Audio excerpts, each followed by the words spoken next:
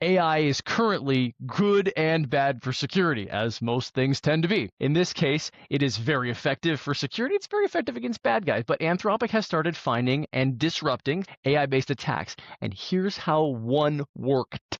And I don't mean would work. I mean this happened. This is in their article. So the attackers used AI to, and I love this term, vibe code the malicious payload, right? So there wasn't a human that actually made the code. They jailbroke it, and if you're familiar with phone terminology, it means going outside the rails of security. They broke the Anthropic's guardrails, and they got it to create some malicious code, right? And then what they did is they used their AI agents on all of their botnets and all the abilities they had.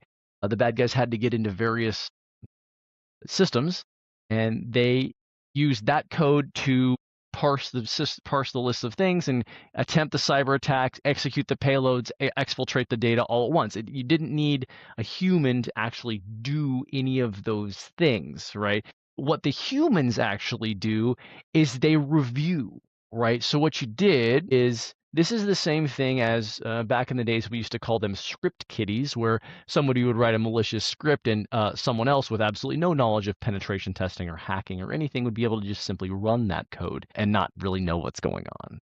In this way, it's the same type of deal. It takes the technical skill level from I have to write and I have to hack and I have to understand the software and I have to be a coder or a scripter and then I have to do all these relatively technical things to far less skilled people being able to just simply ask the AI to run code and be provided with a list of attackers. And as I've mentioned previously, some of those attacker lists are very, very cheap. Some of the victim lists are also very, very inexpensive. So it's something interesting to point out. So, hey, what does this mean for us? This is kind of a big deal. So it means a couple things. From a purely technical standpoint, it means we can revise code faster. If AI can write the code, then AI can simply see how good the code is, and they can iterate on the code a lot faster. That's problematic. It's probably yet to be seen how good it is from a development standpoint for the modern business world, right?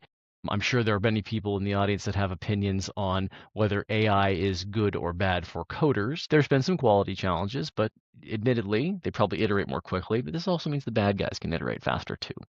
And that's a challenge, right? What we do in security is we keep up with the bad guys. And if the bad guys can iterate more quickly, we need to iterate more quickly too. And that means that, as always, security is going to keep changing.